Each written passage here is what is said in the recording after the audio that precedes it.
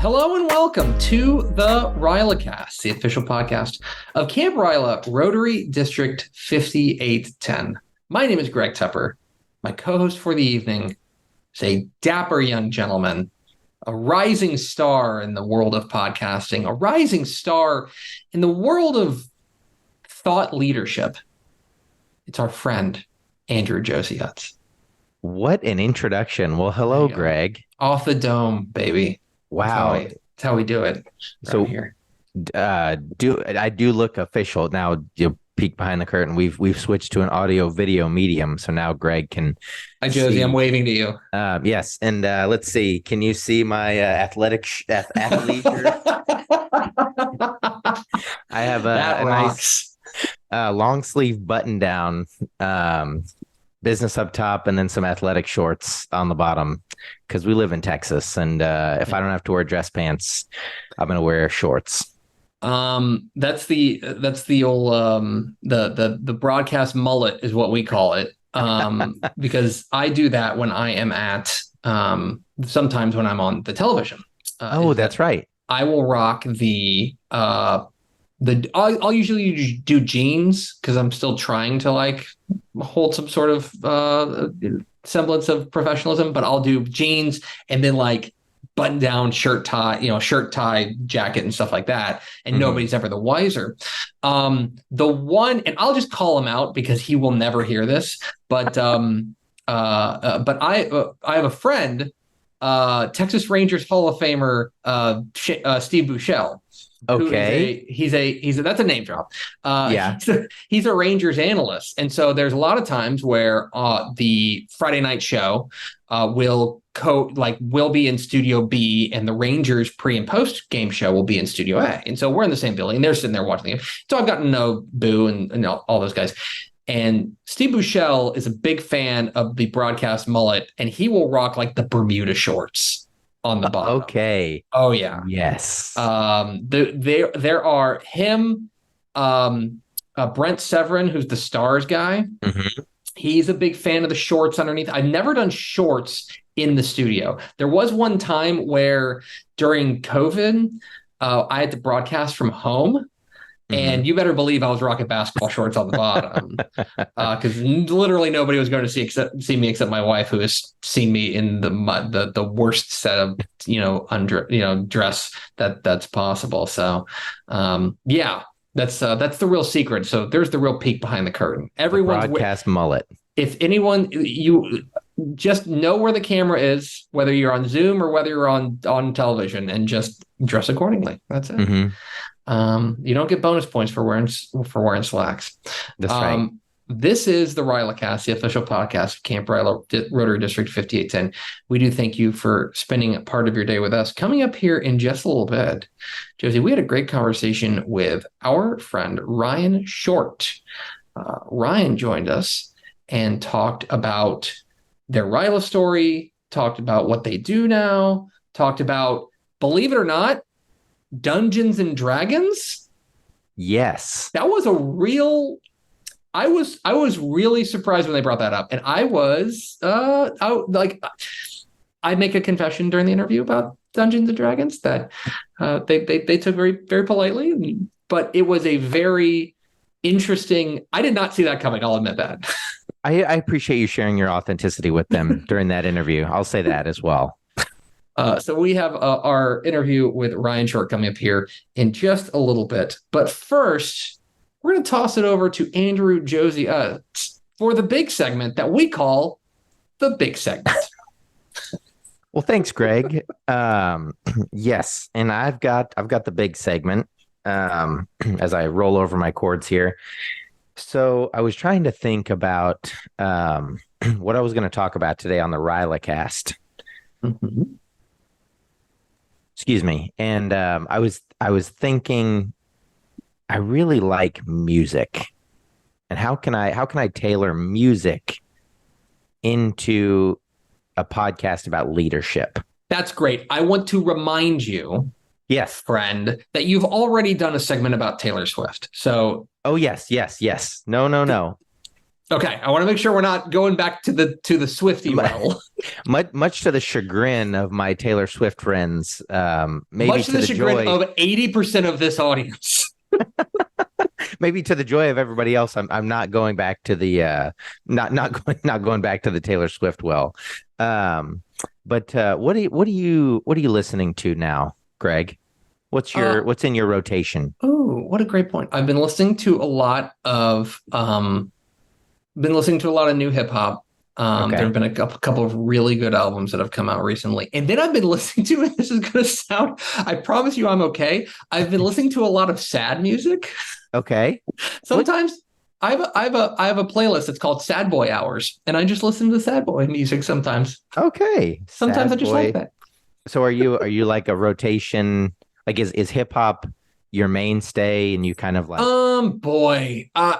That's a tough question. I really run the gamut. I listen to essentially everything. But if you were to have to identify one genre, it's strangely, it's either hip hop or it's like red dirt country. Okay.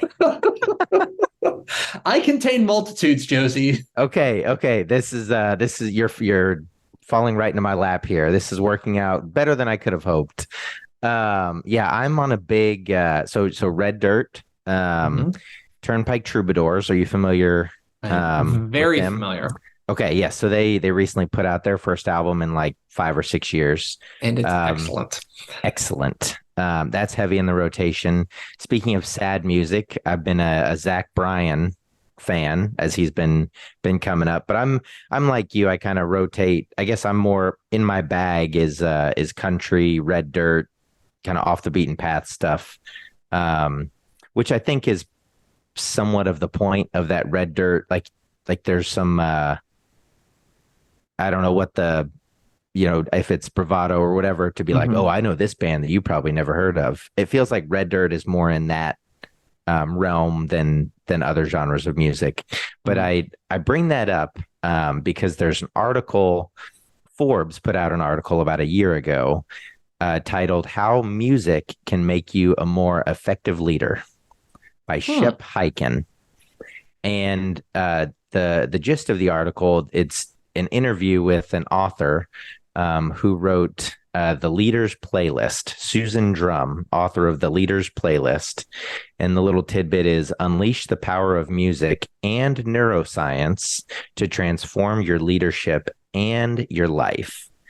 And music, I think, is I'll speak from experience, a very powerful tool. I was in band growing up. Music, I think, has had a profound effect on my life. And I'm just fascinated by the way music makes us feel. You mentioned you have a list of sad songs you like to play and listen to. And I think that's great, right? Like you know what you like, you know what you want to listen to, you branch out occasionally, but you always have some staples. And this article is talking about, excuse me, when an internal playlist, so to speak, is typically rooted in childhood wounds when maybe people don't feel like they're good enough or they're all alone, trapped and confined. And a lot of times people go to look for outside sources to kind of get them out of that funk. And this article suggests that instead, since these subconscious messages are deeply embedded in your psyche, or can be, that maybe just change what you're listening to. And maybe if you listen to some upbeat music, and it doesn't necessarily, the message doesn't have to necessarily be upbeat, but the tune of it all just needs to be different than what you're listening to, that can sometimes alter your mood and clear your head. And over time, listening to that music and being in that right environment can sometimes change the way you think. So that's a really interesting point. And so recently, like this year, really, when I have gone to work out, normally when I work out, that's like driving music, something like real, like, motivational. People know what workout music is. Okay. Right. You know what workout music is. This year, though, I have gone the opposite, and part of it is that like I'm doing it early in the morning, so I'm not really awake, and so it's hard to like put on that kind of music. But I've Right. listened to like much softer music when I've been like working out, and I feel like it's changed my mood. I feel like Okay. I operate differently as a result, and I feel like I still get a good workout. But like, yeah, that's really interesting. You mentioned that. Yeah. That's where my brain went. Well, yeah. So, well, good. I'm Mhm. glad this article Yeah. seems to be born from some truth. And so, Mhm. yeah, if you're struggling to lead your team effectively, uh, maybe change up your internal playlist there. Oh, I like that. Your internal playlist. That's very good. Internal playlist. Thanks, Josie. Before we move on to our great conversation with Ryan Short, I would like to talk about something that's coming up in, according to this countdown clock, 15 days. Josie, Hmm. do you know what happens in 15 days? I'm thinking that maybe, in the spirit of music, you'll need to get by with a little help from your friends. And in 15 days, maybe you ask your friends to support North Texas Giving Day via the put on by Communities Foundation of Texas. Is that That did I is butcher that tie-in? No, you nailed it. North Texas Giving Day is coming on September 21st. That is North Texas Giving Day, and that is a big day in which RYLA, specifically the RYLA 5810 Foundation, um, raises a lot of their funds. That's a big signpost moment for the RYLA organization. Um, and I know that is a big push in recent years to really rally people around the North Texas Giving Day, which again is September 21st coming up here. And so I will tell you that you don't have to wait till September 21st. If you want to donate, you can do early giving right now. If you go to northtexasgivingday.org, you'll select Give Today, and then they've got a whole search thing. And I believe if you type in RYLA, it's the only RYLA that comes up. So I was double checking that just to make sure, like, there's not some rogue RYLA organization that's like sneaking in. But you can also donate at ryla5810.org. Your funds will go a long way towards helping this organization flourish and thrive and grow and continue to impact lives across the North Texas area. I know this is to be clear, if it gets to like September 22nd and you forgot to donate, don't worry. You can still go donate to the RYLA 5810 Foundation. But I know that's if you're looking for an excuse and you're looking for a reason to put that into your budget for this month, then North Texas Giving Day is a great way to help support this organization, to help support theoretically this podcast. I mean, if the organization didn't exist, then we wouldn't do this podcast. Yeah, and I was looking at the about page on that North Texas Giving Day site, and our podcast is here. I know our podcast, the podcast is here. I want to be clear that it is on there. Oh my gosh. this is a volunteer podcast, ladies and gentlemen. Oh yeah, we will not see a dime from this.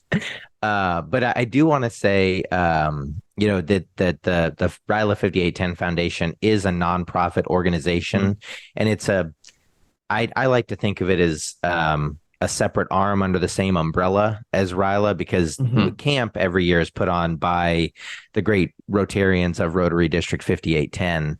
And then RYLA 5810 Foundation is a catch-all that funds the remaining year-round programs, Day 7, Winter Summit, RYLA Connect, and any RYLEAD when we went virtual. And but I do want to say that to our great Rotarian friends as well, that we're not leaving you out of this. We do appreciate you. Yes, most certainly. We love our Rotarians. We would literally not be here without you. Literally. That is an actual Yes. fact. Josey, and this is 100% true. Josey and I have not discussed this. This is a genuine conversation we're having that I'm not going to edit out, regardless of how it goes. Oh boy. We need to find a way to incentivize people to donate on behalf of the RYLACast, because can I tell you how satisfying it would be for the RYLA 5810 Foundation to meet its $15,000 goal exclusively on the back of this podcast? That would be fantastic. So here's my initial thing. Okay. If you donate, let's just say $100, and you send us like the screenshot of you probably have our numbers, but if not, then email us or tweet me at Tepper. And if you donate $100, you can be the title sponsor of one of these episodes of the podcast. Oh, okay. That's right. So like next episode could be the You podcast, if that's something that you're into. So $100 for that. If you donate $500, you can host an episode of the podcast with us. Yes. Right? Yes, that would be a blast. Like we'll go 3 wide and you can host an episode of the podcast with you. You can do a whole dang segment on whatever you want. It won't be an interview. Like you'll be a host. You'll be the host. Work. Do you want us to interview you and be the host? We can do that. All of it for $500, a low price of $500. And we also need a mega donor thing, like $1,000. If somebody donates a grant to the RYLA 5810 Foundation, we need something. Do you have something? I know this is a real-time conversation. This is a real-time conversation. I don't have something. If you have something. We could, I don't know how many podcasts our great listeners listen to, but I know we are an ad-free podcast. I think for $1,000, you could get 12 months of ads, whatever you would like to plug. Maybe an ad spot in every episode for 12 months. One other thing. So that's great. You get an ad spot on the RYLACast for $1,000, $1,000 donation to the RYLA 5810 Foundation. Josey, I've got a crazy idea. Okay. If you donate $2,500 to the RYLA 5810 Foundation, Josey, there is a night at camp in which we don't have to wear the campers and staff don't have to wear our RYLA gear. Like we don't have to wear our RYLA shirts and stuff like that. Normally we're in our RYLA shirts 90% of the time. There's one night where you can wear whatever you want. Correct? Correct. There's one dinner that you can wear whatever you want, right? Party night, right? Josey and I will wear whatever you want to that dinner. Okay. Right. So if you want us to wear a clown suit within reason, let's not go crazy, but if you want to wear, if you want us to wear a clown suit for that dinner at camp, which is Wednesday dinner, usually I want to say. Wednesday dinner. Yeah. Wednesday dinner. We'll do it. We will do it for $2,500, a $2,500 donation to the RYLA 5810 Foundation, but you have to donate by the end of North Texas Giving Day. Okay. And again, we are having this conversation live. This is live. I'm not editing this. So we currently have $1,535 raised. $1,535 via North Texas Giving Day. If you donate $10,000, I'm really afraid of what you're going to say. Tepper and I will do this podcast live from wherever you would like. We would. Yeah. We'll do it from your house. Yeah. Okay. Yes. We'll come to you, a live recording of the RYLACast in your own domicile, wherever that is. If you live in a dumpster, I don't know why you're donating $10,000 to the RYLA 5810 Foundation, but we will do this podcast in a dumpster. And we're thankful for that donation. Yeah, we are. Absolutely. I'm not looking a gift horse in the mouth. Mm-mm. We will record this wherever. So there's the tiers. This is like a PBS. What do they call like a telethon? Like a phone at the telethon. Yeah, telephone. So there it is. That if you donate, I've already forgot what those are. Did you write those down? I wrote them down. I got them. Right. I got them right here. Do you want to read them back to people? Yeah. So $100, you're the title sponsor, and all of these need receipts via Tepper and your social media handles. We need screenshots. And my social media handles, info ryla5810@gmail.com. Get those to us. $100, you become the title sponsor for an episode. You do. $500, you're a host. We're going 3 wide. You host. $1,000, a 12-month ad spot within reason Absolutely. in every episode for 12 months. $2,500 dinner at camp. You tell Greg and myself what to wear, again within reason. And for $10,000, we will come to you. We will do the podcast from your living room. We will. Yeah, we'll do it wherever you want. Okay, that feels like a good set of incentives. Yeah. Okay. That's great. Thanks, Greg. So again, it's North Texas Giving Day. It's going down September 21st. You can go to northtexasgivingday.org, or you can go to RYLA5810.org. Donate to the RYLA 5810 Foundation. It does go a long way towards helping this program thrive, flourish, and grow. So please do your part, whatever you can. And by the way, like if you can't, to be clear, if you can't donate $100, but you can donate like 5 or 10, like awesome. Thank you so much. We want to be clear that the gratitude does not start at $100. The gratitude starts at $1, I think. The gratitude starts at $1. Yeah, if you're donating 45 cents, like I'm not saying thank you. I'm kidding. All right. So please, northtexasgivingday.org. That's coming up on September 21st. Now we've got a great conversation with our friend Ryan Short. Here's our conversation with Ryan Short here on the RYLACast.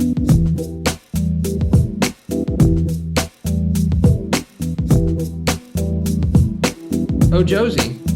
Oh, Greg. You know, we took a week off of doing this podcast, and we've made many different excuses for taking a week off of doing this podcast.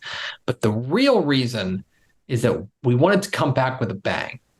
That is true. We needed some star power for our big return, and we had to line up the schedules of everybody. And now, due to popular demand, we're pleased to bring in today's guest, our friend Ryan Short. Ryan, how are you? Hello. Long-time listener, first-time caller. Thank you for having me on. Good to see y'all. Can you imagine if we had like a phone line for people to call in during the show? I think it would be incredibly funny. And just imagining folks like calling in and riffing off of you, Tepper. It would be a lot. I think it would be a lot to handle. But let's workshop that. By a lot to handle, do you mean the 2 people that would fight to call in, like just over and over? Hey, I think you really underestimate. There'd be at least 4 people trying to call. Ryan Short is our guest here. Ryan, we appreciate your time this evening. Let's start with a question that we like to start our interviews with, which is, can you tell us a little bit about your RYLA story and what brings you to this podcast today? Absolutely. I feel like my RYLA story is a long one. So I'm going to keep talking and you feel free to cut me off. Buddy, we got with the internet, the server space is real cheap. We're good. Yeah. So I was, to give you the broad scope, I was a camper back in 2017, came back as an assistant counselor in 2018, came back as an assistant counselor again in 2022, and it was my first time on staff in this year, 2023. So at camp 4 times, excited for next year. It'll be the big 5. But going back to 2017, as a camper, I recall just being with a cabin of just a bunch of really loud guys who felt really comfortable taking up a lot of space. And then there was me, this like quiet, unathletic, nerdy kid who took really good notes and like knew all the deadlines and stuff we had to go on camp, but really struggled to speak up and to keep up my energy. My favorite picture, this is a tangent, my favorite picture from 2017, it's a picture of like me and the rest of the cabin, and I'm holding my little binder like across my chest with little, you can even see the pen like clipped in, because I valued that binder so much. I had all my notes, I knew everything going on. I recall a moment where like I was the person in the cabin that kept track of like when things were due, when's the flag due, like what are we doing tomorrow? That there was a moment where someone was like, oh hey, like when is the skit due? And I was like, oh, just off the top of my head, I was like, oh, we gotta this time on this day. And I was like, and then someone else was like, wait, dude, aren't you on the theater committee? And he was like, oh yeah. It was just like I was instinctually the person that like knew off the top of my head when stuff was due. But I think through that, Ryla, gave me the confidence to find my voice. But I think more importantly, Ryla gave me like the confidence to believe like what I had to contribute was worthwhile. I like to describe it as like a mindset of why me to why not me in my leadership, of coming to like having faith and trust in myself and my values, and like I have something meaningful to contribute and I am worthy of being a part of this team. And I think that that's really profound in the way that that's like shaped my life for the better. Like self-worth and like that struggle has kind of always been a thing for me. But I think Ryla was the sort of like divergence in the path of like for the better of like I'm going to make a change in how I view that. I might not feel like I'm the smartest or the most qualified, but I think Ryla has given me like a consistent value of like I'm worthy of being here. So that was my camper year. Not a lot of folks get to come back to be an assistant counselor twice. So it's definitely a unique experience in that regard. I've had a lot of folks in Ryla like discreetly or like very politely ask like, oh, like, okay, but like, can you compare the two? Like which year was better? Or especially of like folks that they know, like, okay, who was more fun to work with? But I think it's genuinely, and this is like, it sounds like a very like politically like nice answer, but it's genuinely so difficult to compare because every year is so unique. The big story beats might be the same, and how the cabin comes together and all of that, but those relationships built and kind of how the cabins come together and learn, it was unique, totally different each of the two times, and I'm sure it'll be different every year I come back on staff. The final thing I'll add is my little sister also attended camp in 2022, and I was also there. And I think that being able to share one of the most impactful moments of my life with some of the like people that I like love and trust the most in my life, being able to share that with my little sister, someone who's so important to me, it's really difficult to put into words. And if I start to talk about it, I get really emotional. But I think that speaks to the value of camp, that it felt like such a gift. And it deepened our relationship so much that we were able to go through that together and understand each other because of that. Well, that's really cool. No, thanks for taking us through. And when I heard 2017, I thought, wow, that's just a short little while ago. So you've rocketed to stardom, so to speak, in the Ryla world in terms of just being somebody we can count on the staff side of things. And I won't ask you to compare your two AC year. Do it. Well, that'll be for we'll put that behind a paywall. I will ask, and let me see if I can craft a question in a way you haven't heard it yet. From your experience, Ryan, what was that like being an AC twice from your vantage point, knowing, you've got your camper year and the plan is you spend 1 year as an AC, but you got the benefit of spending 2 years. So What was that like for you? Yeah, so I think the thing that I learned the most in 2022 during my second year as an assistant counselor is kind of why RYLA is all like trust the process. So many moments in 22 where I had to catch myself because I was like, oh, it would just be so much easier if I just gave them the answer, if I just pushed them this way. Of like, I knew like my way around things. It wasn't my first rodeo. But so much of the experience of camp, at least for the campers, is not knowing what's going on and kind of trusting the process and finding their own meaning, whether that be, not really caring about the Olympics or not caring about the Olympics at all. Really fostering these like certain kind of friendships or focusing on, your relationship with your AC or your other, staff, so on and so forth. So I think that was kind of the learning moment for me in 2022, was just seeing how different it was, knowing like, oh, I know the big story beats of camp as a camper. Also, I now know the big story beats of being on staff. What can I do to help the other ACs, things like that.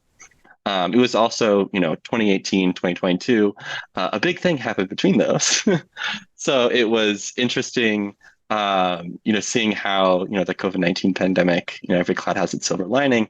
It was interesting seeing the way in which, the group of campers that came in kind of post-pandemic, the things that were important to them, the conversations that they wanted to have, the life experiences that they had, those conversations were different, not in a bad or good way, just different than the way that camp was before. So you mentioned something earlier about when you were a camper, you were the guy who was holding on to the binder and you were keeping everybody organized, and you were not the is it fair to say you were not the jock in the cabin? Is that fair? Extremely fair. Okay. The fairest thing you've ever said. Okay, thank you. But my question is, we hear all the time about how camp has changed people. Do you think that camp changed you, or do you think that camp just changed the way that you reflect onto the world? Is that the right way to say it? I'm a professional word guy, I guess, or the way that you operate within the world around other people. That's a word salad that I'm probably going to edit out. Not really, but do you get what I'm asking? Funnily enough, I think I do. Yes. I think and this might be the way in which you're asking this question, but if not, we're just going to roll with it. Go for it. One of the things that I think, like the unique things that really brings a lot of value to RYLA, is this might be the first time that people are like, these campers are challenged. And I think that having that in a low stakes environment has a lot of value, where like you're doing all this like conflict management, you're stressed, you're dealing with all these things, you teamwork, working through communication, working on a deadline, all of these things. That's a lot, and can be a first time that a lot of students like deal with those issues in such a tangible way. And so I think that the value of RYLA for me was, it was a time in which like my values and the things that were important to me were challenged. And the things that I kept are all that more stronger because of it, of like, this is who I am, and I know that this is who I am and what I value, because I've practiced this in a low stakes environment, stress tested it. And the things that I realized weren't as important to me, was able to kind of let go in a judgment-free environment. Thank you for sorting through that just cacophony of noise that came out of my mouth and finding a good answer, or good question out of that. I appreciate that. Josey, on to you. Yeah, to be the audience member for that scramble was great. I mean, it was seamless transition. Oh yeah, seamless understanding. Yeah. So, Ryan, what do you do now? So now I work in higher education, and I think it's funny thinking about like how RYLA connects to that. Of one of the reasons I come back to camp is there were people during my camper year who saw value in me, saw potential in me when I didn't see it in myself, believed in me when I didn't believe in myself. And one of the reasons that I like come back is I want to be that person for someone else, because I know what it feels like to not believe in yourself. And so I want to be the person that's like, I believe in you, even if you don't. The reason that I wanted to work in higher education is pretty similar of, the people on like a college campus that made a difference in my life, and believed in me when I was still trying to figure out my major, and the 18 to 22 year old, all the problems in life and growing up that happens during that age. And so wanting to work on a college campus with students in that impressionable age for that same reason of wanting to give back and like, hey, I've been in your shoes. I believe in you. We're going to work through this together. Do you, this, I think that's very admirable, about, being the believer. Do you find each year you've returned to camp different, we talk about these campers adding to their leadership toolbox. On staff, do you find different ways to, maybe reach certain people or believe in different people and use that in your everyday life? Yeah, I think that I work on a college campus. I'm surrounded by people in their early 20s. I think camp is a time where, frankly, I'm exposed to folks that are in their 30s and 40s and 50s a bit more often than my usual life. So I think that is also like grounding in a good way, of like a sense of like shared humanity, of like, oh, these are people across generations that like believe in young people. And there's a lot of value in that. But also, I think it's interesting the way that over time, kind of the relationships and like how I impart kind of my like advice, or like being there for the campers changes, where the credibility I have as an AC in 2018 is very different than the credibility I have as a staff member in 2023. Still has value, it's just different. So I think it's been interesting kind of over the years, which granted are not that many, but I'm excited for all the years in the future of kind of to see how that dynamic kind of blossoms. Ryan, that was a very polite way of calling us old. That's very kind Not of at you. all. Thank you. Not at all. Thank you very much. What a joy it is to grow old. Genuinely, no, genuinely, have like continued to live and like love and all the is the most polite life. roasting I've ever gotten.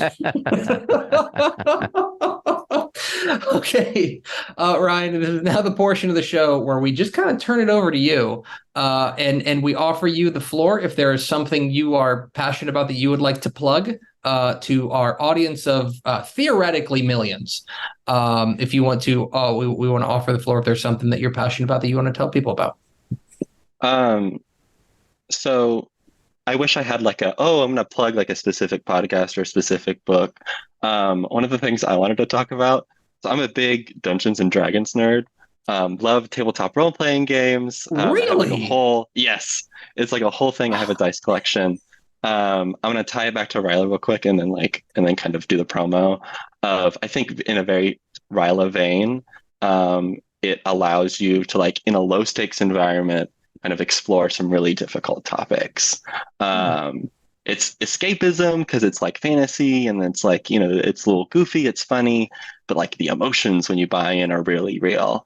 I've had a few like D&D groups over the years, and dealing with things of like dealing with loss, or like developing friendships, and like how to dealing with growing up, those kinds of conversations that are kind of difficult to have and don't happen super often when you're like just talking to your friends on a day-to-day basis, but you're doing it with like a fancy little elf that shoots arrows, so it feels silly but the emotions are still there.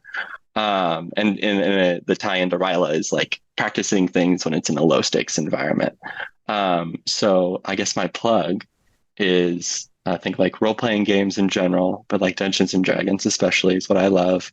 That get some friends together and try it out. It'll probably be messy. and bad the first few times you do it, but it might be really fun. And you might develop some really good friendships, because I know I have. Can I tell you, D&D, I have friends like you that are into D&D. Yeah. I think what scares me the most, and we're just being honest here, we're in the trust tree, the dice. That's too many sides. It makes me tense. Because what is it? It's like a 20-sided die? There's 20-sided die. There's different types that you use depending on the situation. There's a D6, there's a D8, there's a D12, there's a D20. So sometimes you have to have like multiple kinds of dice. No. Hey, Ryan, stop. The possibilities are endless, is what I'm hearing. Possibilities are endless. Like the 6-sided dice, I feel like I have a grasp on. If you give me a 20-sided dice, I think I'm gonna have a panic attack. I need to have a little control. Ryan Short, thank you so much for your time, and thanks for hopping on the RYLACast with us. Yeah, thanks for having me. Really appreciate it.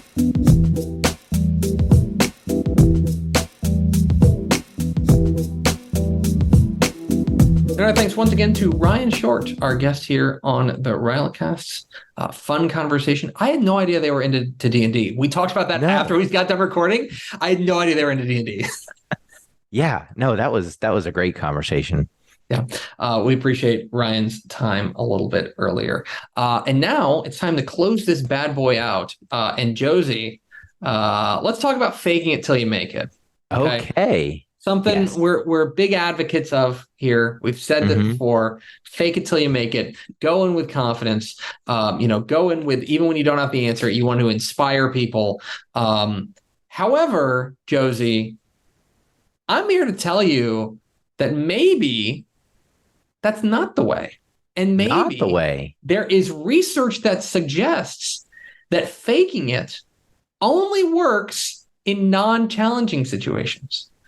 So there was a study by Ilona Jerabek and her company Psych Tests, and they studied the impact of faking confidence for 12,000 employees.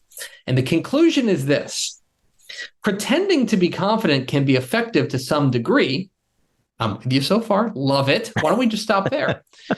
However, like any facade we create, it won't last.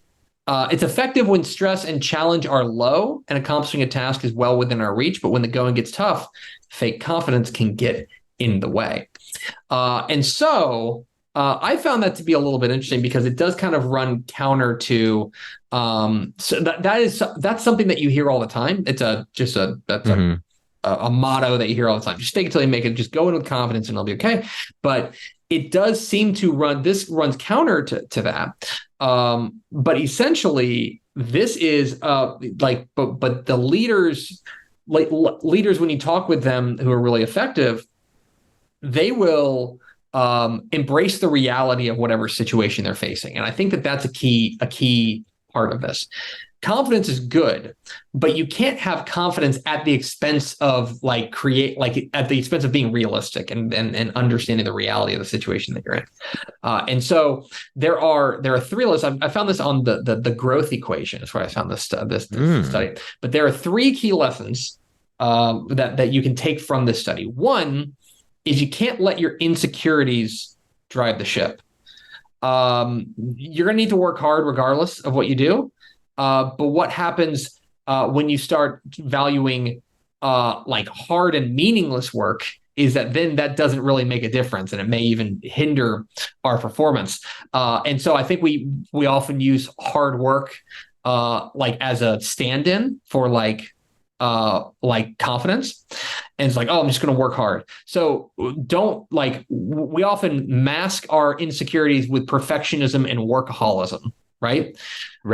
Just stop. Again, this is all about understanding the realistic standards and understanding where you're at.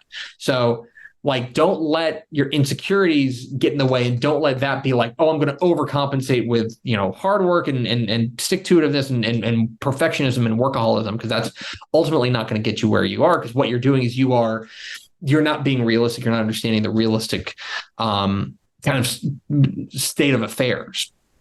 The second one, and I thought this was interesting.